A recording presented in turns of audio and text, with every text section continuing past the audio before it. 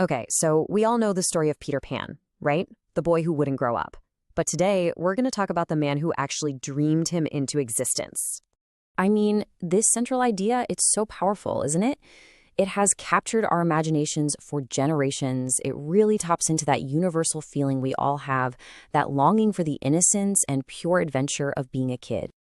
So let's really get into it. Let's pull back the curtain on the whimsy and meet the brilliant, maybe a little complicated mind behind Neverland. And here he is, Sir J.M. Barrie, a Scottish novelist and playwright.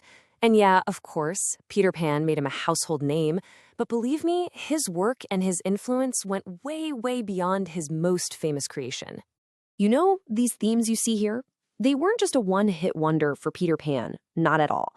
Childhood, time, loss, relationships, this was his creative playground, the stuff he kept coming back to over and over again. It was the absolute heart of his work. So come on, we're going to take a little trip beyond that second star to the right and explore the other incredible worlds Barrie was building. You're about to see he had an incredible range and a seriously sharp eye for the world around him. You know, way before he whisked audiences off to Neverland, Barrie was using the theater stage as his own personal laboratory. It's where he took apart, dissected the really strict social rules of his day. Okay, for example, check out his 1902 play, The Admirable Crichton. The setup sounds pretty familiar, right? A group of super proper upper-class folks get shipwrecked on a deserted island. But Barrie takes that classic idea and just flips society completely on its head. And this is where it gets really interesting. Look at the contrast. Back in London, it's all about who your parents were. Your status is everything. But on the island, all of that just melts away. Suddenly, the butler, Crichton, he's the leader. Why? Because he's the one who actually knows how to survive. Barrie is basically asking, does being born rich actually make you better? It's a brilliant critique. And he didn't stop there. He kept poking at these social norms in another one of his huge hits, a 1917 play called What Every Woman Knows. And this one? It dove right into the messy, complicated world of marriage and gender roles.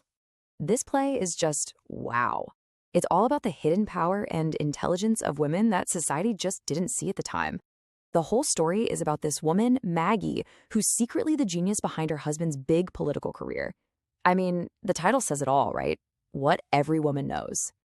And get this powerful concept from his 1910 play, The 12-Pound Look. 12 pounds. That was literally the cost of a typewriter back then. But it wasn't just about the machine. It was about what that machine represented. A way for a woman to earn her own money, to gain independence. It was the price tag on freedom. And you see this idea of breaking free pop up again and again in Barrie's work. So you start to see a pattern, right? Whether he was writing about a fancy London parlor or a deserted island, Barrie was fascinated by this gap. The gap between the lives we are forced to live and the lives we could have lived, if only things were different.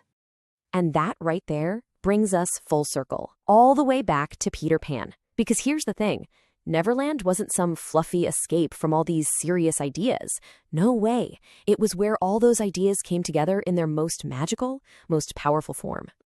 Think about it. It all lines up perfectly.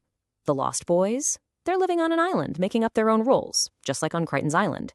And Wendy?